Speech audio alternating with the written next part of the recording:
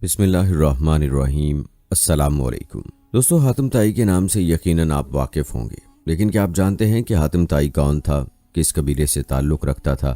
حاتم طائی کی خاص خوبی کیا تھی، اس کی وفات کب ہوئی؟ آج کی ویڈیو میں مکمل تفصیلات آپ کو بتائیں گے اور آپ کو حاتم طائی کی سخاوت کے دلچسپ واقعات بھی سنائیں گے۔ اس کے علاوہ آپ کو یہ بھی بتائیں گے کہ نبی کریم صلی اللہ علیہ وآلہ وسلم نے حاتم طائی کی بیٹی کے ساتھ کیا معاملہ فرمایا، اور حاتم طائی کے بیٹے عدی بن حاتم کے اسلام لانے کا واقعہ بھی آپ کو بتائیں گے۔ ویڈیو انتہائی دلچسپ ہونے والی ہے، لہٰذا ویڈیو کو آپ نے سکپ نہیں کرنا اور ویڈیو کو آخر تک لازمی دیکھنا ہے۔ دوستو، آپ کو بتاتے چلیں کہ حاتم دور نبی صلی اللہ علیہ وآلہ وسلم کی ایسی شخصیت ہیں جن کی سخاوت ضرب المثل ہے۔ ان کا شمار عرب کے نامور شعراء میں ہوتا ہے۔ ان کا دیوان پہلی بار رزق اللہ حسون نے لندن سے 1876 میں شائع کیا۔ 1897 میں دیوان کا ترجمہ جرمن زبان میں چھپا۔ یاد رہے کہ عربوں میں بہت ساری ایسی صفات پائی جاتی ہیں جو انہیں دیگر اقوام کے مقابلے میں نمایاں کرتی ہیں۔ شجاعت، بہادری، دلیری، مہمان نوازی، عفو درگزر اور حوصلہ مندی میں انہوں نے حیران کن مثالیں پیش کی ہیں۔ ایسے لوگ بھی دنیا میں پیدا ہوئے جنہیں اس دنیا سے رخصت ہوئے سینکڑوں سال گزر چکے ہیں، مگر تاریخ میں ان کا نام آج بھی زندہ ہے اور ان کے کارناموں کو سنہرے حروف سے لکھا جا چکا ہے۔ انہی میں سے ایک نام حاتم طائی کا ہے جو اپنی سخاوت کے حوالے سے مشہور تھا، اور اس کی سخاوت کے قصے بہت مشہور ہیں۔ آپ کو بتاتے چلیں کہ حاتم طائی کا نام حاتم بن عبداللہ بن سعد بن الحشر طائی القحطانی ہے۔ یہ نجد کا رہنے والا تھا، نہایت بہادر اور دلیر تھا۔ شعر و شاعری کرنے سے خاصی دلچسپی تھی، اسی لیے اس کا شمار شعراء میں بھی کیا جاتا ہے۔ البتہ جود و سخا میں اس کی مثال نایاب تھی، اور آج بھی حاتم طائی کا نام زبان پر آتے ہی ایک عظیم اور بے مثال سخی کا تصور لوگوں کے ذہن و دماغ میں ابھر آتا ہے۔ روایات بتاتی ہیں کہ یمن میں ایک قبیلہ آباد تھا جس کا نام قبیلہ طے تھا۔ اس قبیلے کا سردار حاتم طائی تھا اور اس کی سخاوت کے چرچے دور دور تک تھے۔ آئیے آپ کو حاتم طائی کی سخاوت کے چند واقعات بتاتے ہیں، اس کے بعد آپ کو حاتم طائی کی بیٹی اور اس کے بیٹے کے بارے میں تفصیلات بتائیں گے جن کو نبی کریم صلی اللہ علیہ وآلہ وسلم کی دست مبارک پر اسلام قبول کرنے کی سعادت حاصل ہوئی۔ دوستو، حاتم طائی کی سخاوت کے ضمن میں ایک قصہ یوں بیان کیا جاتا ہے۔ کہتے ہیں روم کے بادشاہ کے دربار میں ایک دن حاتم طائی کی سخاوت کا تذکرہ تھا۔ ایک شخص نے بتایا کہ حاتم طائی کے پاس ایک بہترین عمدہ نسل کا گھوڑا ہے جو ہوا کی رفتار سے دوڑتا ہے۔ خوبصورت اتنا ہے کہ جو بھی اسے دیکھتا ہے اس کی تعریف میں رطب اللساں ہو جاتا ہے۔ حاتم طائی کی تعریف سن کر بادشاہ بولا، جب تک کسی آدمی کو آزمایا نہ جائے اس وقت تک اس کے بارے میں کوئی رائے قائم کرنا خلاف عقل و شعور ہے۔ بادشاہ نے وزیر سے کہا کہ تم خود جاؤ اور حاتم طائی کی سخاوت کے بارے میں ہمیں معلومات فراہم کرو اور کسی ایسی چیز کا مطالبہ کرو جو اس کی نظر میں سب سے زیادہ قیمتی ہو۔ دربار میں ایک درباری نے کہا، حاتم طائی کے لیے سب سے زیادہ عزیز اور سب سے زیادہ قیمتی سبا رفتار ایک گھوڑا ہے۔ بادشاہ کو درباری کی یہ بات پسند آئی اور اس نے وزیر سے کہا کہ تم خود حاتم طائی کے پاس جاؤ اور اس سے خود گھوڑا مانگو۔ اگر وہ گھوڑے کا ایثار کر دیتا ہے تو حاتم طائی یقیناً سخی ہے۔ کہتے ہیں روم سے چلا ہوا یہ وفد منزلیں طے کرتا ہوا رات کے وقت حاتم طائی کے گھر پہنچا۔ جس وقت یہ وفد وہاں پہنچا موسلا دھار بارش ہو رہی تھی۔ گھپ اندھیرے میں بادلوں کی گرج ماحول کو خوفناک بنائے ہوئے تھی۔ ایسے خراب موسم میں گھر سے نکلنا بھی ممکن نہیں تھا۔ مہمانوں کی تواضع کرنا امر محال اور مشکل تھا، لیکن حاتم طائی نے میزبانی کا حق ادا کیا اور مہمانوں کی تواضع اور آرام و آسائش کا پورا انتظام کیا۔ دسترخوان پر لذیذ بھنا ہوا گوشت کھا کر مہمان خوش ہوئے اور انہوں نے اپنے اندر سفر کی تھکان کی جگہ توانائی محسوس کی اور گہری نیند سو گئے۔ صبح کے وقت بارش تھم چکی تھی، فضا گرد و غبار سے صاف تھی، درخت دھلے ہوئے تھے، ہوا خنک آلود اور دل خوش کن تھی۔ لگتا تھا آکسیجن گھونٹ گھونٹ اتر رہی ہے اندر۔ ناشتے کے دوران وزیر نے مہمان نوازی اور اظہار تشکر کے بعد اپنے آنے کا مقصد بیان کیا۔ کہا، ہمارے بادشاہ کو آپ کے گھوڑے کے بارے میں بہت کچھ بتایا گیا ہے۔ گھوڑے کی تعریف سن کر بادشاہ چاہتا ہے کہ آپ اپنا گھوڑا بادشاہ کی خدمت میں نظر کر دیں۔ وزیر کی بات سن کر حاتم افسوس کے ساتھ ہاتھ ملنے لگا اور بہت افسردہ ہو کر بولا، اگر آپ گھوڑا ہی لینے آئے تھے تو یہ بات آتے ہی مجھے بتا دینی چاہیے تھی، لیکن اب میں مجبور ہوں اس لیے کہ میرا پیارا گھوڑا اس دنیا میں نہیں ہے۔ آپ کو پتہ ہے کہ پوری رات طوفانی بارش برستی رہی۔ میرے لیے یہ ممکن نہ تھا کہ چراگاہ یا گاؤں گوٹ سے ضیافت کے لیے کوئی جانور منگوا سکتا، لہٰذا میں نے گھوڑے کو ذبح کر دیا اور اس کا بھنا ہوا گوشت دسترخوان کی زینت بن گیا۔ وزیر حاتم طائی کی یہ بات سن کر حیران رہ گیا۔ بادشاہ کو جب یہ سارا واقعہ سنایا گیا تو اس نے بھی حاتم طائی کی سخاوت کی تعریف کی۔ دوستو خود ہی غور کر لیں کہ حاتم طائی کی سخاوت اور مہمان نوازی کا کیا عالم تھا کہ اپنا پسندیدہ گھوڑا اس نے مہمانوں کے لیے ذبح کر ڈالا۔ یاد رہے کہ یہ آسان کام نہیں ہوتا کہ انسان انجان لوگوں کے لیے اپنی سب سے محبوب اور پسندیدہ چیز کو قربان کر دے۔ یہ ایسے لوگ ہی کر سکتے ہیں جن کی شخصیت میں سخاوت جیسی صفت پائی جاتی ہو۔ دوستو قبیلہ بنی طے کے سردار حاتم طائی کے بارے میں ایک اور واقعہ یوں منقول ہے کہ ایک بادشاہ نے حاتم طائی کی اتنی شہرت سنی کہ بادشاہ نے محسوس کیا کہ اس کی شہرت، اس کا نام اور اس کی عزت حاتم طائی سے کم ہے۔ بادشاہ کا دل بغض و عناد اور حسد سے بھر گیا۔ اس کے دل میں یہ وسوسہ در آیا کہ جب تک حاتم طائی زندہ ہے مجھے حاتم سے زیادہ عزت و شہرت نہیں ملے گی۔ تخریبی ذہن کو استعمال کر کے اس نے ایک مفسد، چالاک، جنگ پسند، لالچی اور کینہ تینت شخص کو اس بات پر مامور کیا کہ وہ حاتم کو قتل کر کے اس کا سر لے آئے۔ کہتے ہیں کرائے کا قاتل یہ بے رحم شخص اپنے ترکش کو تیروں سے بھر کر اور تیز دھار تلوار کو میان میں رکھ کر اس ملک کی طرف روانہ ہو گیا جہاں حاتم رہتا تھا۔ حاتم طائی کے علاقے میں پہنچ کر اس شخص کی ایک خوش گفتار، خوش مزاج اور پرسکون شخص سے ملاقات ہوئی۔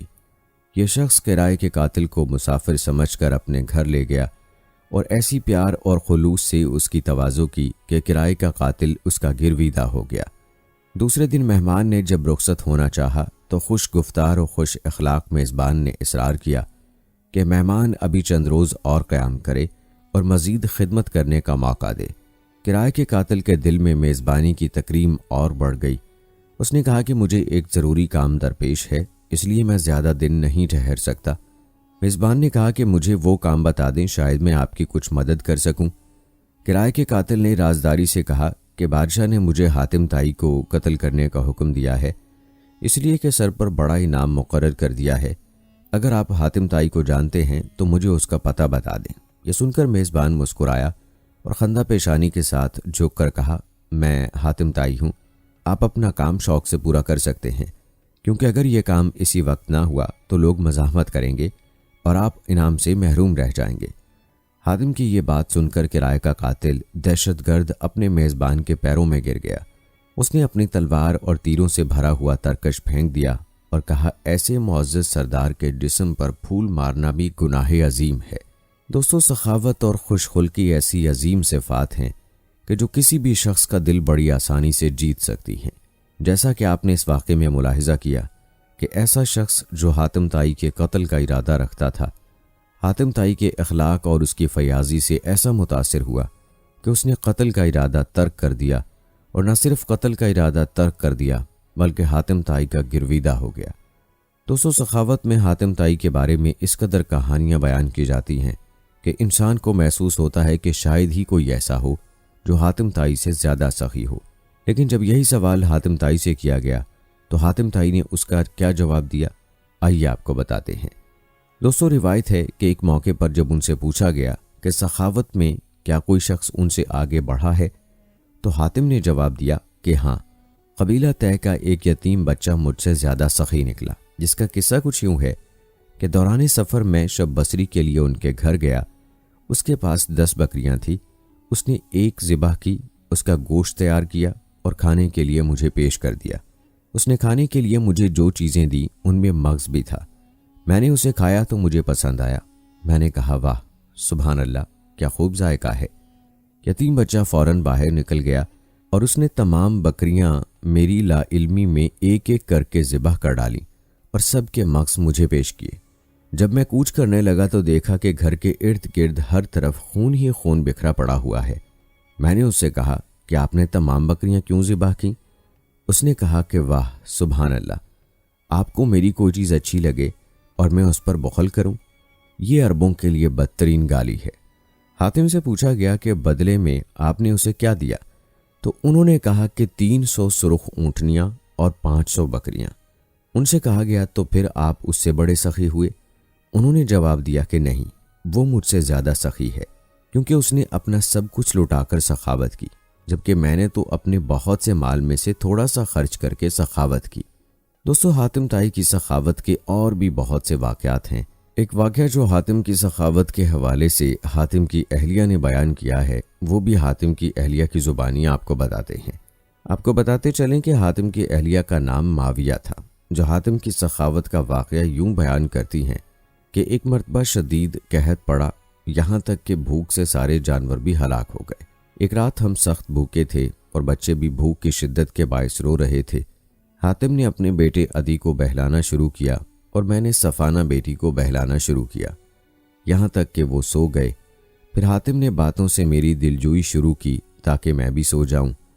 मुझे उसकी हालत ज़ार पर रहम आया और मैंने यूं जाहिर किया गोया मैं सो गई हूँ।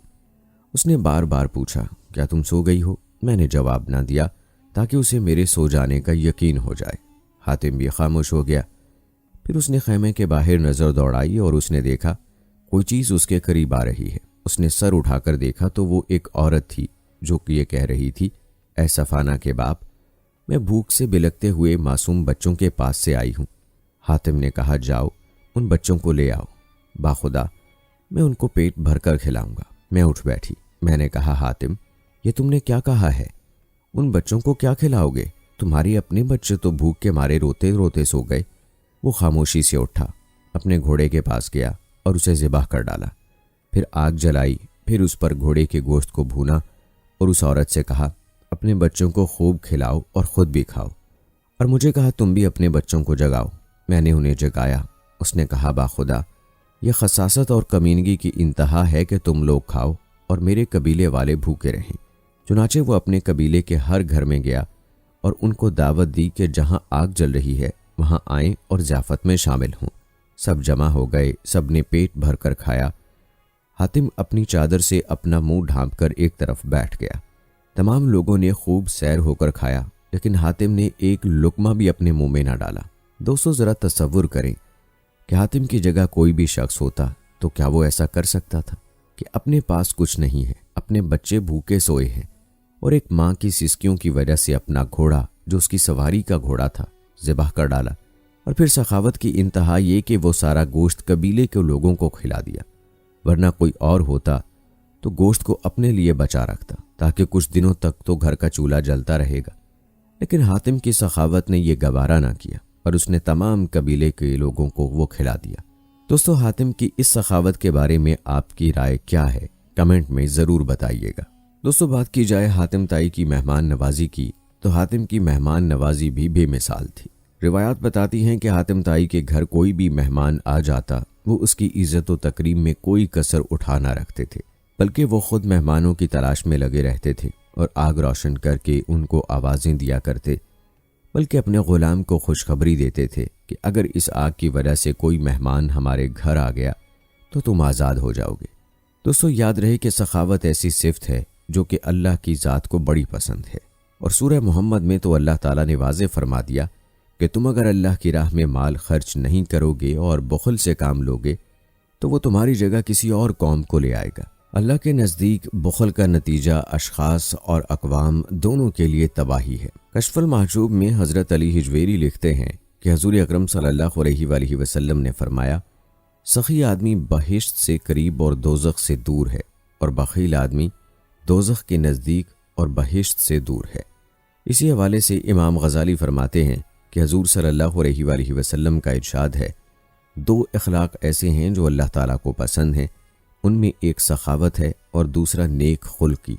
याद रहे कि अल्लाह ताला के अस्माए हुस्ना में एक इस्म गनी है और इससे मुराद ये है कि वो बेनियाज, बेपरवाह और गैर मोहताज है, या दूसरे मानी में समद है। कुरान हकीम की मुख्तलिफ सूरतों में अल्लाह ताला की सिफ़त गनी बयान हुई है। दोस्तों, मालूम हुआ कि सखावत ऐसी सिफ़त है जो अल्लाह को बहुत ज़्यादा महबूब है और ये सिफ़त हातिम ताई के अंदर कमाल के दर्जे में पाई जाती थी। जैसा कि रिवायात यही बताती हैं कि हातिम ताई अपने वक्त का निहायत बहादुर दलेर शख्स था اور ساتھ ہی ساتھ ایک عظیم اور بے مثال سخی بھی تھا۔ حاتم طائی کا ایک اور واقعہ یوں منقول ہے، کہتے ہیں حاتم طائی کی سخاوت کے چرچے دور دور تک پھیلے ہوئے تھے۔ ہر ضرورت مند مدد کے لیے حاتم کے پاس ہی جاتا۔ یہ دیکھ کر بادشاہ حسد کا شکار ہو گیا اور حاتم طائی کو ختم کرنے کا پروگرام بنایا اور اپنی فوج کے ساتھ حاتم کے علاقے پر حملہ کر دیا۔ اسے یہ جان کر بہت دکھ ہوا۔ وہ نہیں چاہتا تھا کہ بے گناہ لوگ مارے جائیں، اس لیے اس نے اپنا شہر چھوڑنے کا فیصلہ کیا اور پہاڑوں میں جا کر چھپ گیا۔ بادشاہ اپنی فوج کے ساتھ جب شہر میں داخل ہوا تو کسی نے اس کی فوج کا مقابلہ نہ کیا، کیونکہ حاتم طائی شہر چھوڑ کر چلا گیا تھا۔ بادشاہ نے حاتم کا تمام مال و اسباب لوٹ لیا۔ اس کے ساتھ ہی بادشاہ نے یہ اعلان کرا دیا کہ جو شخص حاتم کو ڈھونڈ کر لائے گا اس کو بہت بڑا انعام دیا جائے گا۔ حاتم نے پہاڑ کی ایک کھوہ میں پناہ لے رکھی تھی۔ ایک روز اسی کھوہ کے قریب ایک بوڑھا لکڑہارا اور اس کی بیوی لکڑیاں کاٹ رہی تھی۔ وہ بہت غریب تھے۔ لکڑہارے کی بیوی حسرت سے بولی، کاش حاتم طائی ہمارے ہاتھ لگ جاتا تو ہم اسے بادشاہ کے حوالے کر کے انعام پا لیتے اور آرام کی زندگی بسر کرتے۔ لکڑہارا بولا، فضول بات مت سوچو، ہماری ایسی قسمت کہاں کہ حاتم ہمارے ہاتھ لگ جائے اور ہم انعام حاصل کر کے آرام سے زندگی بسر کر سکیں۔ حاتم طائی کھو کے اندر بیٹھا یہ باتیں سن رہا تھا۔ اس نے سوچا کہ اس بے سر و سامانی کی حالت میں ان کے کام آ سکتا ہوں۔ چنانچہ وہ کھو سے باہر آیا اور بوڑھے میاں بیوی سے بولا، میں ہی حاتم ہوں، مجھے بادشاہ کے پاس لے چلو اور اس کے حوالے کر کے انعام حاصل کر لو۔ جلدی کرو، اگر کسی اور نے مجھے دیکھ لیا تو پھر تم ہاتھ ملتے رہ جاؤ گے۔ حاتم کی باتیں سن کر لکڑہارا بولا، بے شک ہم غریب ہیں مگر اتنے ظالم نہیں کہ تمہیں بادشاہ کے حوالے کر کے انعام حاصل کریں۔ حاتم نے کہا، ارے بھائی، یہ ظلم نہیں، تم مجھے زبردستی پکڑ کر تو نہیں لے جا رہے ہو، میں تو اپنی خوشی سے تمہارے ساتھ جانے کو تیار ہوں، تم مجھے نیکی اور خدمت کا موقع دو گے۔ حاتم نے ان کو آمادہ کرنے کی بہت کوشش کی لیکن لکڑہارا کسی صورت نہ مانا۔ لکڑہارا اور حاتم اس بحث میں مصروف تھے کہ کچھ اور لوگ حاتم کو تلاش کرتے ہوئے ادھر آ نکلے۔ انہوں نے حاتم کو پہچان لیا اور اسے پکڑ کر بادشاہ کے پاس لے گئے۔ بوڑھا اور اس کی بیوی بھی ان لوگوں کے پیچھے چل پڑے۔ بادشاہ کے دربار میں پہنچ کر ہر شخص یہ دعویٰ کر رہا تھا کہ حاتم کو اس نے پکڑا ہے، وہی انعام کا مستحق ہے۔ بہت سارے دعوے داروں کی وجہ سے بادشاہ کے لیے فیصلہ کرنا مشکل ہو گیا۔ آخر بادشاہ نے حاتم سے کہا، تم ہی بتاؤ کہ تمہیں پکڑ کر لانے والا کون ہے تاکہ اسے انعام کی رقم دی جائے۔ حاتم بولا، حضور والا، سچ تو یہ ہے کہ مجھے پکڑنے والا بوڑھا لکڑہارا ہے جو چپ چاپ پیچھے کھڑا یہ تماشا دیکھ رہا ہے، باقی لوگ انعام کے لالچ میں جھوٹ بول رہے ہیں۔ لکڑہارا بولا، حضور والا، سچ تو یہ ہے کہ میں بھی حاتم کو پکڑ کر نہیں لایا بلکہ یہ خود آیا ہے۔ پھر لکڑہارے نے بادشاہ سلامت کو ساری بات بتائی۔ بادشاہ کو جب حقیقت معلوم ہوئی تو اس نے حاتم سے کہا، میں تمہاری شہرت سے تمہارا دشمن بن گیا تھا، مجھے افسوس ہے، تم واقعی عظیم انسان ہو جو ہر حال میں دوسروں کی مدد اور خدمت کے لیے تیار رہتے ہو، میں تم سے اپنے کیے کی معافی مانگتا ہوں۔ اس کے بعد بادشاہ نے لکڑہارے کو انعام دیا اور حاتم کا سارا علاقہ اسے واپس کرنے کا اعلان کیا۔ دوستو، حاتم طائی کی سخاوت کے بارے میں آپ کی رائے کیا ہے؟ کمنٹ میں ضرور بتائیے گا، یا کوئی واقعہ جو حاتم طائی سے متعلق آپ جانتے ہیں تو وہ بھی آپ شیئر کر سکتے ہیں۔ دوستو، آپ کو بتاتے چلیں کہ تاریخی روایات کے مطابق حاتم طائی کی وفات رسول اکرم صلی اللہ علیہ وآلہ وسلم کی ولادت کے 8ویں سال ہوئی تھی، اور حاتم طائی کی وفات کے بعد ان کے قبیلے کی سلطنت کی ذمہ داری ان کے بیٹے عدی کو سونپ دی گئی، اور پورے قبیلے نے اپنی آمدنی کا 1/4 حصہ ان کے لیے مخصوص کر دیا اور ان کے حکمران بننے پر خوشی کا اظہار کیا۔ دوستو، اپنے حاتم طائی کی سخاوت کے واقعات ملاحظہ فرمائے۔ اب ذکر کرتے ہیں حاتم طائی کے بیٹے اور بیٹی کے اسلام لانے کا۔ آئیے آپ کو حضرت عدی بن حاتم رضی اللہ تعالی عنہ کے اسلام لانے کا واقعہ انہی کی زبانی سناتے ہیں جو انہوں نے خود اپنے قبول اسلام کے حوالے سے بیان کیا ہے۔ حضرت عدی رضی اللہ تعالی عنہ اپنی کہانی بیان کرتے ہوئے فرماتے ہیں، اس وقت میں نے محمد صلی اللہ علیہ وآلہ وسلم کی نبوت اور ان کی دعوتی سرگرمیوں کا حال سنا۔ اس وقت عرب کے کسی شخص کو مجھ سے زیادہ ان کے ساتھ نفرت نہ تھی۔ میں اپنے قبیلے سے مال غنیمت کا 1/4 وصول کیا کرتا تھا، جس طرح میرے علاوہ دوسرے سردار اپنے اپنے قبائل سے وصول کیا کرتے تھے۔ جب میں نے رسول اللہ صلی اللہ علیہ وآلہ وسلم کا ذکر سنا تو مجھے سخت ناگوار گزرا، اور جب ان کی قوت و شوکت میں غیر معمولی اضافہ ہو گیا اور ان کے لشکر اور فوجی دستے عرب کے مشرق سے لے کر مغرب تک دھاوا مارنے لگے، تو میں نے اپنے غلام کو جو میرے اونٹ چرایا کرتا تھا ہدایت کی کہ میرے سفر کے لیے چند تندرست و توانا اور سیدھی سادھی اونٹنیاں ہر وقت تیار رکھو اور انہیں میرے قریب باندھ دو، اور جب سنو کہ محمد کا لشکر، ان کا کوئی فوجی دستہ اس علاقے میں داخل ہو گیا ہے تو مجھے اس کی خبر کر دو۔ ایک دن صبح کے وقت غلام نے مجھ سے کہا، آقا آپ اپنے علاقے میں محمد کے سواروں کی آمد پر جو کچھ کرنے کا ارادہ رکھتے ہیں اب اسے کر گزریے۔ میں نے وجہ پوچھی تو اس نے بتایا، میں نے کچھ جھنڈے اس علاقے میں حرکت کرتے ہوئے دیکھے ہیں، ان کے متعلق دریافت کیا تو معلوم ہوا کہ یہ محمد صلی اللہ علیہ وآلہ وسلم کا لشکر ہے۔ میں نے اس سے کہا، جن اونٹنیوں کو تیار رکھنے کا میں نے تم کو حکم دیا تھا انہیں فوراً میرے پاس لے آؤ۔ پھر میں اسی وقت اٹھ کھڑا ہوا اور اپنے اہل و عیال کو اپنے پیارے وطن کو چھوڑ کر کوچ کرنے کا حکم دے دیا اور تیز رفتاری کے ساتھ سرزمین شام کی طرف روانہ ہو گیا تاکہ اپنے ہم مذہب نصارہ کے پاس پہنچ کر وہاں قیام کروں۔ میں عجلت میں اپنے گھر کے تمام افراد کو جمع نہ کر سکا۔ جب خطرے کی حدود سے نکل کر جائزہ لیا تو معلوم ہوا کہ میں اپنی بہن کو قبیلہ طے کے باقی ماندہ افراد کے ساتھ اپنے وطن نجد ہی میں چھوڑ آیا ہوں۔ اب میرے لیے اس کے پاس پلٹ کر جانے کی کوئی گنجائش نہ تھی۔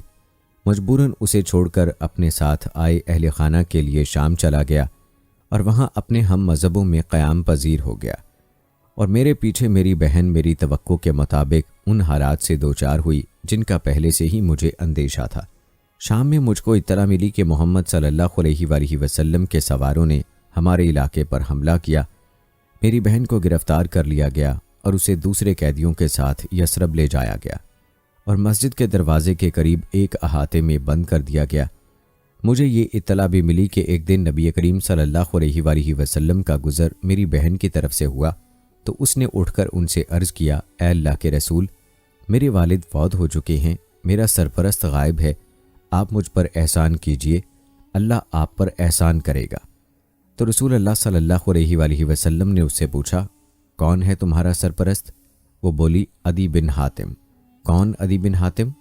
اللہ اور اس کے رسول سے بھاگنے والا۔ اتنا کہہ کر رسول اللہ صلی اللہ علیہ وآلہ وسلم اسے اس کے حال پر چھوڑ کر آگے بڑھ گئے۔ دوسرے روز بھی جب آپ کا گزر اس کی طرف سے ہوا تو اس نے دوبارہ وہی باتیں کہیں جو کل کہہ چکی تھی، اور آپ صلی اللہ علیہ وآلہ وسلم نے وہی جواب دیا جو کل دے چکے تھے۔ اور جب تیسرے دن جب آپ صلی اللہ علیہ وآلہ وسلم ادھر سے گزرے تو چونکہ وہ مایوس ہو چکی تھی اس لیے خاموش رہی۔ آپ صلی اللہ علیہ وآلہ وسلم سے کچھ نہیں کہا تو رسول اللہ صلی اللہ علیہ وآلہ وسلم کے پیچھے سے ایک شخص نے اشارہ کیا کہ اٹھ کر رسول اللہ صلی اللہ علیہ وآلہ وسلم سے بات کرو۔ چنانچہ اس نے کہا کہ اے اللہ کے رسول، میرا باپ فوت ہو چکا ہے اور میرا سرپرست لاپتہ ہے، آپ صلی اللہ علیہ وآلہ وسلم میرے اوپر احسان فرمائیے، اللہ تعالیٰ آپ پر احسان فرمائے گا۔ آپ صلی اللہ علیہ وآلہ وسلم نے احسان فرماتے ہوئے اس کی رہائی کا حکم صادر فرما دیا۔ رہائی پا کر اس نے کہا کہ میں اپنے گھر والوں کے پاس شام جانا چاہتی ہوں۔ نبی کریم صلی اللہ علیہ وآلہ وسلم نے اس سے کہا کہ جب تک تمہارے قبیلے کا کوئی قابل اعتماد آدمی نہیں مل جاتا روانگی میں جلدی نہ کرنا، اور جب کوئی قابل اعتماد شخص مل جائے تو مجھے بتانا۔ رسول اللہ صلی اللہ علیہ وآلہ وسلم کے جانے کے بعد اس آدمی کے متعلق دریافت کیا جس نے اسے بات کرنے کا اشارہ کیا تھا تو معلوم ہوا کہ وہ علی بن ابی طالب رضی اللہ تعالی عنہ تھے۔ وہ مدینہ میں ٹھہری رہی۔ اسی دوران کچھ لوگوں کا وفد وہاں آیا جس میں ایسے لوگ بھی شامل تھے جن کے اوپر اعتماد کر سکتی تھی۔ اس نے بارگاہ نبوی میں عرض کیا کہ میرے قبیلے کے کچھ لوگ یہاں آئے ہیں، مجھے ان کے اوپر مکمل اعتماد ہے، وہ مجھے میری منزل تک پہنچا دیں گے۔ نبی اکرم صلی اللہ علیہ وآلہ وسلم نے اسے پہننے کے کپڑے، سواری کی اونٹنی اور بقدر ضرورت زادے راہ دے کر رخصت کیا اور وہ ان کے ساتھ روانہ ہو گئی۔ عدی رضی اللہ تعالیٰ عنہ نے سلسلہ بیان جاری رکھتے ہوئے کہا، ادھر شام میں ہم کو برابر اس کے حالات کی اطلاع ملتی رہتی تھی اور ہم اس کے شام پہنچنے کے منتظر تھے۔ حالانکہ میں نے محمد صلی اللہ علیہ وآلہ وسلم کے مقابلے میں جو رویہ اپنایا تھا اس کے پیش نظر ہمارے دل ان اطلاعات کی تصدیق کرنے پر آمادہ نہیں تھے جو میری بہن کے ساتھ محمد صلی اللہ علیہ وآلہ وسلم کے اس احسان عظیم کے سلسلے میں ہم تک پہنچ رہی تھیں۔ انہی حالات میں ایک روز اپنے گھر والوں کے ساتھ بیٹھا تھا کہ اچانک میری نگاہ ایک عورت پر پڑی جو اپنے ہودج میں بیٹھی ہماری طرف آ رہی تھی۔ میرے دل نے کہا یہ حاتم کی بیٹی ہے، میری بہن ہے۔ جب وہ کچھ اور قریب آئی تو ہم نے اسے صاف طور پر پہچان لیا واقعی وہ میری بہن تھی۔ وہ ہمارے پاس پہنچ کر سواری سے اترتے ہی خفگی کے لہجے میں بولی، بے مروت ظالم، تو نے اپنی بیوی اور بچوں کو تو اپنے ساتھ لے لیا اور اپنے باپ کی اولاد اور اپنی عزت کو پیچھے چھوڑ کر چلا آیا۔ میں نے کہا، پیاری بہن، صرف اچھی باتیں کہو، اور میں اسے راضی کرنے لگا۔ آخر کار وہ مجھ سے راضی ہو گئی اور پھر اس نے سارے حالات تفصیل سے بیان کیے جو بالکل وہی تھے جو ہم کو پہلے پہنچتے رہے تھے۔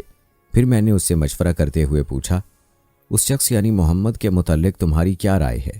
اس نے کہا کہ میری رائے یہ ہے کہ تم جلد از جلد ان کی خدمت میں پہنچ جاؤ۔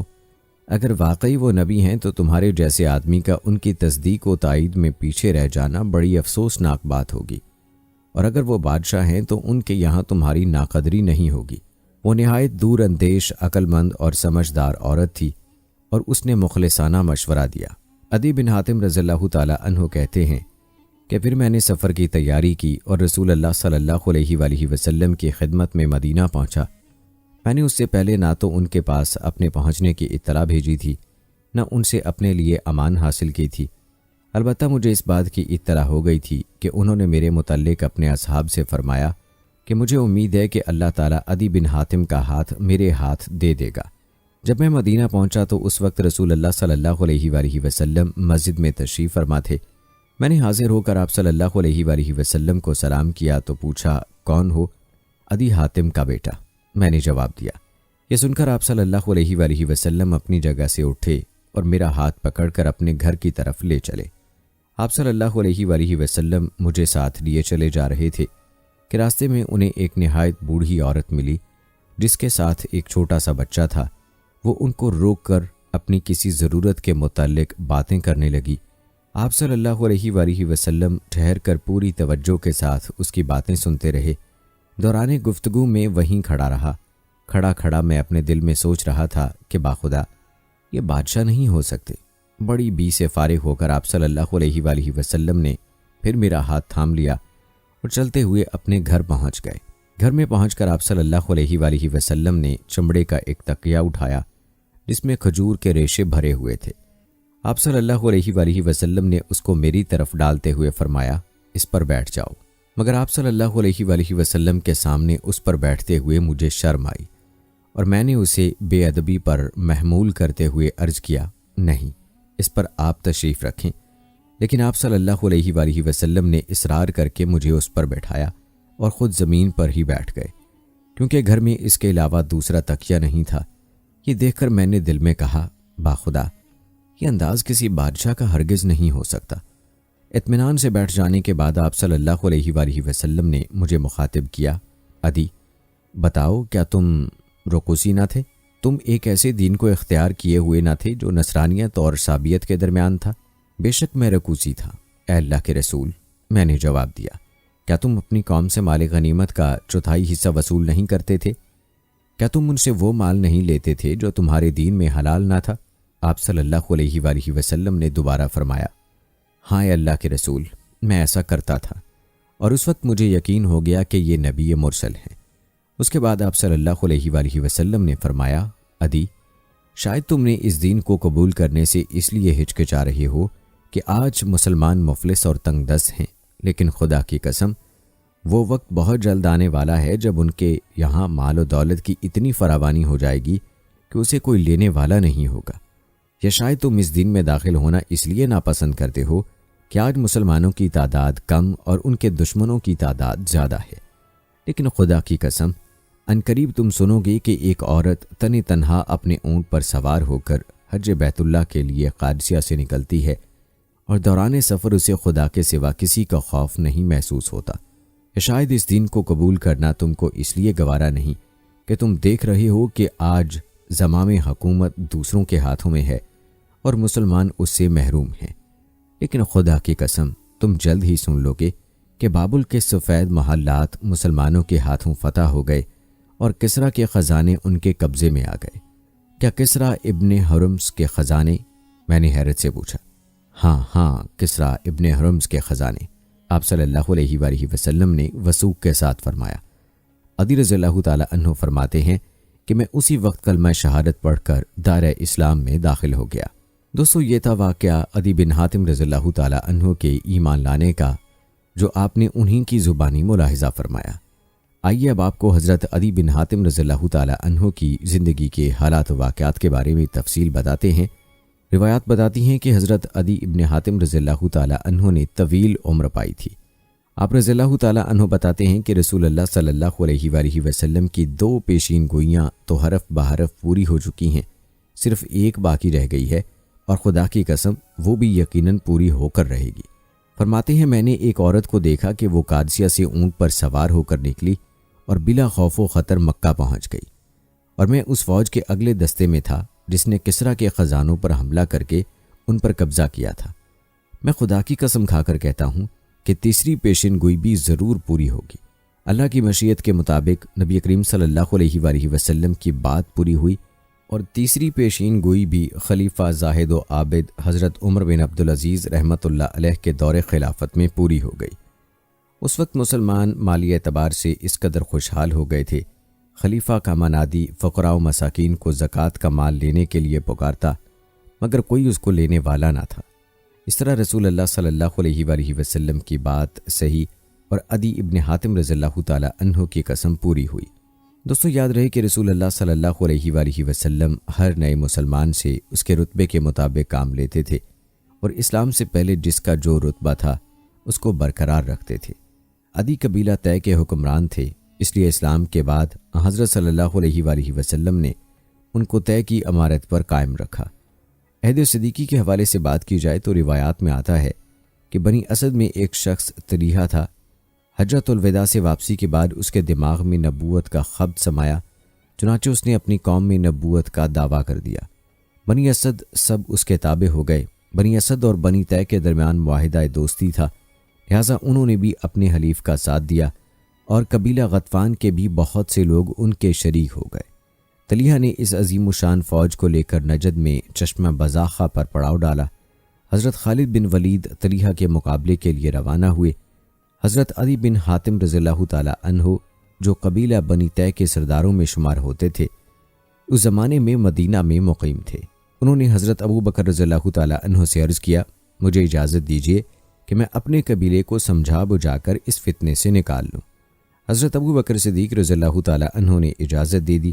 حضرت عدی رضی اللہ تعالیٰ عنہ کی کوشش سے ان کے قبیلے کے تمام افراد طلیحہ سے علیحدہ ہو گئے، اور پھر یہی کوششیں انہوں نے قبیلہ جدید میں بھی کیں، اور یہاں بھی انہی کامیابی ہوئی۔ البتہ حضرت خالد بن ولید رضی اللہ تعالیٰ عنہ اپنی فوج کو لے کر چشمہ بزاخہ پہنچے اور طلیحہ کے لشکر سے زبردست مقابلہ کیا۔ جب طلیحہ نے دیکھا کہ شکست لازمی ہے تو اپنے بیوی بچوں کو ساتھ لے کر شام کی طرف بھاگ گیا، اور بعد میں کفر سے توبہ کر کے دوبارہ اسلام میں داخل ہو گیا۔ کہتے ہیں طلیحہ نے اس کے بعد فتوحات عراق کے موقع پر بہت بہادری دکھائی اور اپنے گناہوں کا کفارہ ادا کرنے کی کوشش کی۔ دوستو جہاں تک عہد فاروقی کی بات ہے تو 13 ہجری میں جب حضرت عمر فاروق رضی اللہ تعالیٰ عنہ نے عراق کی فتوحات کی تکمیل کے لیے تمام ممالک محروسہ سے فوجیں طلب کیں، تو عدی بن حاتم بھی اپنے قبیلے کے آدمیوں کو لے کر شرکت جہاد کے لیے پہنچے، اور امیر لشکر مثنیٰ رضی اللہ تعالیٰ عنہ کے ساتھ ہیرا کے مارکے میں شریک ہوئے۔ اس مارکے میں مسلمانوں کو کامیابی ہوئی اور ایرانیوں نے شکست کھائی۔ اس کے بعد نہر مثنیٰ پر صف آرائی ہوئی، اس میں بھی عدی شریک تھے اور ایرانی ناکام رہے۔ اس کے بعد جسر کے مارکے میں شرکت کی، اس میں مثنیٰ کی غلطی سے مسلمانوں کو شکست ہوئی۔ اس سلسلے کی سب سے بڑی جنگ قادسیہ میں بھی عدی بن حاتم نے داد شجاعت دکھائی۔ سب سے آخر میں کوسی اور مدائن پر فوج کشی ہوئی۔ عدی اس میں بھی ہمراہ اور مدائن کے فاتحین میں تھے۔ ان کے سامنے کسریٰ کا خزانہ مسلمانوں کے قبضے میں آیا، اور انہوں نے اپنی آنکھوں سے حضرت صلی اللہ علیہ وآلہ وسلم کی پیشگوئی کی تصدیق دیکھ لی۔ ان فتوحات کے علاوہ تستر اور نہاون کے مارکوں میں بھی شریک تھے۔ شام کی فتوحات میں بھی خالد بن ولید رضی اللہ تعالیٰ عنہ کے ہمراہ تھے۔ غرض اس عہد کی اکثر لڑائیوں میں انہوں نے شرکت کی سعادت حاصل کی۔ کہتے ہیں ایک مرتبہ حضرت عدی رضی اللہ تعالیٰ عنہ عمر فاروق رضی اللہ تعالیٰ عنہ کے زمانے میں مدینہ آئے اور ان سے مل کر پوچھا، آپ نے مجھے پہچانا؟ فرمایا، پہچانا کیوں نہیں، تم اس وقت ایمان لائے جب لوگ کفر میں مبتلا تھے، تم نے اس وقت حق کو پہچانا جب لوگ دھوکہ دے رہے تھے، اور تم اس وقت آئے جب لوگ پیٹھ پھیر رہے تھے، اور سب سے پہلا صدقہ جس نے رسول اللہ صلی اللہ علیہ وآلہ وسلم کے اصحاب کے چہروں کو بشاش کیا تمہارے قبیلے طے کا تھا۔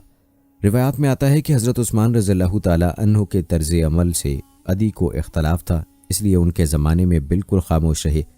حضرت عثمان رضی اللہ تعالیٰ عنہ کی شہادت کے بعد حضرت علی رضی اللہ تعالیٰ عنہ اور بعض دوسرے اکابر میں اختلاف ہوا تو عدی نے حضرت علی رضی اللہ تعالیٰ عنہ کی نہایت پرجوش حمایت کی۔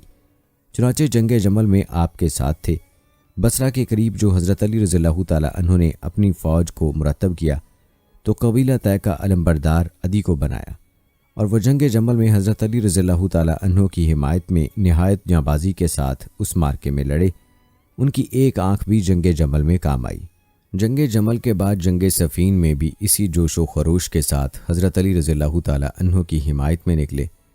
روایات بتاتی ہیں کہ اس جنگ میں بنو قزاع کی کمان عدی بن حاتم کے ہاتھوں میں تھی۔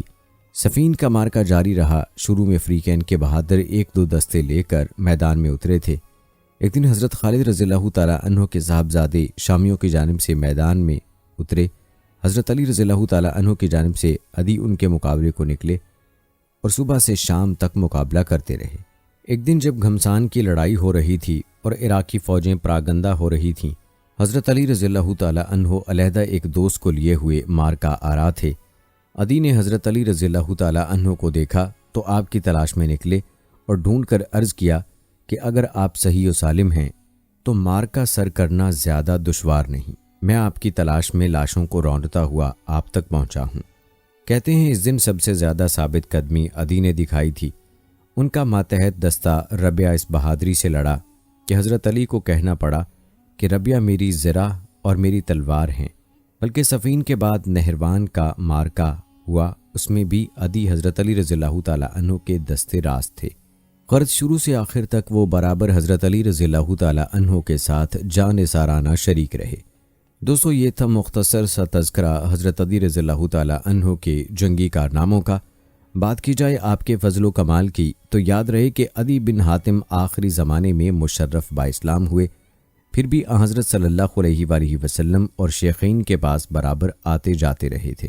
خصوصاً حضرت علی رضی اللہ تعالیٰ عنہ کے ساتھ ان کے تعلقات بہت زیادہ تھے، اس لیے وہ مذہبی علوم سے بے بہرا تھے۔ ان کی 66 روایتیں حدیث کی کتابوں میں موجود ہیں، ان میں سے 6 متفق علیہ ہیں اور 3 میں امام بخاری اور 2 میں مسلم منفرد ہیں۔ علامہ عبد البر نے لکھا ہے، عدی بن حاتم اپنی قوم کے سردار اور معززین میں تھے، خطیب، حاضر جواب، فاضل اور کریم تھے۔ دوستو، روایات یہ بتاتی ہیں کہ عدی بن حاتم کی زندگی بحیثیت ایک صحابی کے خالص مذہبی تھی، لیکن آپ رضی اللہ تعالیٰ عنہ کو نماز اور روزوں کے ساتھ خاص انہماک تھا۔ نماز کے لیے یہ اہتمام تھا کہ ہر وقت باوضو رہتے تھے، کبھی اقامت کے وقت وضو کی ضرورت نہیں پڑی، ہر وقت نماز میں دل لگا رہتا تھا اور نہایت اشتیاق سے وہ نماز کے وقت کا انتظار کرتے تھے۔ سخاوت اور فیاضی آپ رضی اللہ تعالیٰ عنہ کو ورثے میں ملی تھی۔ آپ کا دروازہ ہر وقت ہر شخص کے لیے کھلا رہتا تھا۔ ایک مرتبہ اشعث بن قیس نے دیگیں مانگ بھیجی، عدی نے اسے بھروا کر بھیجا۔ اشعث نے کہلا بھیجا، میں نے خالی مانگی تھی۔ انہوں نے جواب کہا کہ میں عاریت بھی خالی دیگیں نہیں دیتا۔ ایک مرتبہ ایک شاعر سالم بن وارا نے آ کر کہا، میں نے آپ کی مدح میں اشعار کہے ہیں۔ عدی رضی اللہ تعالیٰ عنہ نے کہا، رک جاؤ، میں اپنے مال و اسباب کی تفصیل تم کو بتا دوں، اس کے بعد سنانا۔ میرے پاس 1000 بچے والے مویشی، 2000 درہم، 3 غلام اور 1 گھوڑا ہے۔ اس کے بعد شاعر نے قصیدہ سنایا۔ کہا جاتا ہے کہ جو شخص ان کے رتبے سے کم سوال کرتا اسے نہ دیتے تھے۔ صحیح مسلم میں مروی ہے کہ ایک شخص نے 100 درہم کا سوال کیا، اتنی کم رقم کا سن کر بولے، میں حاتم طائی کا بیٹا ہوں اور تم مجھ سے 100 درہم مانگتے ہو؟ خدا کی قسم ہرگز نہ دوں گا۔ ان کی فیاضی سے انسان سے لے کر حیوان تک یکساں مستفید ہوتے تھے۔ چونٹیوں کی غذا مقرر تھی، ان کے سونے کے لیے روٹیاں توڑ کر ڈالتے تھے اور کہتے تھے یہ بھی حقدار ہیں۔ دوستو، یاد رہے کہ عدی اپنی ذاتی فضائل اور خاندانی وجاہت کی وجہ سے بڑی عزت و وقت کی نظر سے دیکھے جاتے تھے۔ جب حضرت صلی اللہ علیہ وآلہ وسلم کی خدمت میں حاضر ہوتے تو آپ ان کے لیے جگہ خالی کر دیتے۔ خلفاء کے یہاں بھی یہی عزت تھی۔ ایک مرتبہ حضرت عمر رضی اللہ تعالیٰ عنہ کے زمانے میں مدینہ آئے اور ان سے مل کر پوچھا، آپ نے مجھے پہچانا؟ فرمایا، پہچانتا ہوں، کیوں نہیں، تم اس وقت ایمان لائے جب لوگ کفر میں مبتلا تھے، تم نے اس وقت حق کو پہچانا جب لوگ اس کے منکر تھے، اور تم نے اس وقت وفا کی جب لوگ دھوکہ دے رہے تھے، اور تم اس وقت آئے جب لوگ پیٹ پھیر رہے تھے۔ سب سے پہلا صدقہ جس نے رسول اللہ صلی اللہ علیہ وآلہ وسلم کے اصحاب کو بشاش کیا وہ تمہارے قبیلے کا طے تھا۔ دوستو، روایات بتاتی ہیں کہ مختار ثقفی کے خروج تک عدی بن حاتم کی زندگی کا پتہ چلتا ہے۔ اس اعتبار سے وہ جنگ صفین کے بعد 30 سال تک زندہ رہے، مگر اس 30 سالہ زندگی کے واقعات مخفی ہیں۔ اس کی وجہ یہ ہے کہ وہ حضرت علی رضی اللہ تعالیٰ عنہ کے فدائیوں میں تھے، اور آپ کے بعد انہوں نے گوشہ نشینی کی زندگی اختیار کر لی تھی۔ ابن سعد کی روایت سے معلوم ہوتا ہے کہ وہ کوفہ میں عزت کی زندگی بسر کرتے تھے اور 67 ہجری میں وفات پائی۔ دوستو، آپ نے حاتم طائی اور ان کی اولاد کا تذکرہ ملاحظہ کیا۔ آخر میں آپ کو حضرت عثمان رضی اللہ تعالیٰ عنہ کی سخاوت کا ایک واقعہ سناتے ہیں جو کہ حضرت قلندر بابا اولیاء نے یوں بیان فرمایا ہے۔ روایات بتاتی ہیں کہ سخاوت کے بارے میں بیان کرتے ہوئے ایک مجلس میں حضور قلندر بابا اولیاء رحمہ اللہ نے فرمایا، ایک شخص رسول اللہ صلی اللہ علیہ وآلہ وسلم کی خدمت میں حاضر ہوا۔ اس نے عرض کیا، یا رسول اللہ صلی اللہ علیہ وآلہ وسلم، مجھے شہد چاہیے۔ نبی کریم صلی اللہ علیہ وآلہ وسلم نے فرمایا، عثمان کے پاس چلے جاؤ۔ جب یہ شخص حضرت عثمان رضی اللہ تعالیٰ عنہ کی خدمت میں پہنچا تو وہاں بہت سارے اونٹ بیٹھے ہوئے تھے۔ گیہوں کی بوریاں لادی جا رہی تھی۔ ایک بوری کا منہ کھل کر چند کلو گیہوں زمین پر گر گیا۔ حضرت عثمان رضی اللہ تعالیٰ عنہ نے جب یہ دیکھا تو انہوں نے اپنے ملازم سے باز پرس کی اور اس کو ڈانٹا ڈپٹا کہ یہ گیہوں زمین پر کیوں گرا ہے۔ وہ شخص یہ دیکھ کر واپس رسول اللہ صلی اللہ علیہ وآلہ وسلم کی خدمت میں حاضر ہوا، یا رسول اللہ صلی اللہ علیہ وآلہ وسلم، شہد چاہیے۔ حضور صلی اللہ علیہ وآلہ وسلم نے پھر یہی ارشاد فرمایا، عثمان کے پاس چلے جاؤ۔ اس نے ساری روداد سنائی۔ رسول اللہ صلی اللہ علیہ وآلہ وسلم نے فرمایا، تم جاؤ تو صحیح، تم جا کر شہد مانگو تو صحیح۔ یہ شخص دوبارہ حضرت عثمان رضی اللہ تعالیٰ عنہ کی خدمت میں حاضر ہوا اور ان کے ملازم سے شہد مانگا۔ ملازم نے حضرت عثمان رضی اللہ تعالیٰ عنہ سے کہا، اس آدمی کو شہد چاہیے؟ حضرت عثمان رضی اللہ تعالیٰ عنہ نے فرمایا، ہاں، اسے شہد دے دو۔ ملازم نے برتن مانگا تو اس شخص نے کہا، میرے پاس برتن نہیں ہے۔ ملازم نے پھر حضرت عثمان رضی اللہ تعالیٰ عنہ سے عرض کیا، حضور، اس کے پاس شہد لینے کے لیے برتن نہیں ہے۔ حضرت عثمان رضی اللہ تعالیٰ عنہ نے فرمایا، شہد کا کپا اٹھا دو۔ یاد رہے کہ ایک کپے میں تقریباً 1.5 کنستر شہد آتا ہے۔ سائل نے کہا، میں کمزور آدمی ہوں، اتنا زیادہ وزن نہیں اٹھا سکتا۔ ملازم پھر حضرت عثمان کے پاس پہنچا اور عرض کیا، ایک کپا اٹھانا سائل کے لیے ممکن نہیں ہے۔ حضرت عثمان رضی اللہ تعالیٰ عنہ کو ملازم کی بار بار مداخلت پسند نہیں آئی۔ ذرا تیز لہجے میں فرمایا، اونٹ پر لاد کر دے دو، اور سائل اونٹ پر شہد لے کر چلا گیا۔ یہ واقعہ بیان کر کے حضور قلندر بابا اولیاء نے فرمایا کہ مجھے اس بات پر حیرت ہے کہ ہر مسلمان دولت مند بننا چاہتا ہے، لیکن کوئی آدمی حضرت عثمان کے طرز عمل کو اختیار کرنا نہیں چاہتا۔ یہ پیغمبرانہ اوصاف یا پیغمبرانہ طرز فکر جب بندے کے اندر متحرک ہو جاتی ہے تو وہ دیکھ لیتا ہے کہ کوئی شے براہ راست موجود نہیں، ہر چیز کا وجود اللہ کی حاکمیت پر ہے، سارے جہانوں کا بادشاہ اللہ ہے۔ انسان جس طرز فکر کو حاصل کرنا چاہتا ہے تو شرط یہ ہے کہ اس طرز فکر کے حامل لوگوں کی قربت میسر آ جائے، مگر ہم شیطان سے قربت کے خوگر ہیں تو شیطان کے اوصاف پسند کریں گے، اور اگر ہم رحمان سے قریب تر ہونا چاہتے ہیں تو رحمان کی صفات اختیار کریں۔ شیطان دوری، تعصب، حقارت، کبر و نحوست اور خود نمائی کا پیکر ہے۔ رحمان محبت، ایثار و خلوص، عفو درگزر، سخاوت اور خدمت خلق کا نوری تمثل ہے۔ اگر آپ اللہ تعالیٰ اپنے خالق سے متعارف ہو کر اس کی قبر اختیار کر کے کائنات میں ممتاز ہونا چاہتے ہیں تو اللہ کی مخلوق کی مدد کیجیے۔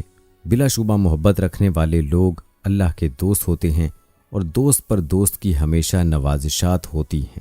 تو دوستو، یہ تھی ہماری آج کی ویڈیو۔ کمنٹ سیکشن میں اپنی رائے کا اظہار ضرور کریں اور بتائیں کہ آپ اگلی ویڈیو کون سے اسلامک ٹاپک پر دیکھنا چاہتے ہیں۔ آپ کی قیمتی رائے ہمارے لیے بہت اہمیت رکھتی ہے۔ جانے سے پہلے ویڈیو کو شیئر ضرور کریں۔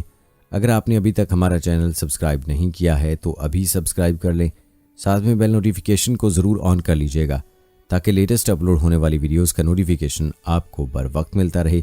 مجھے دیجیے اجازت، فی امان اللہ۔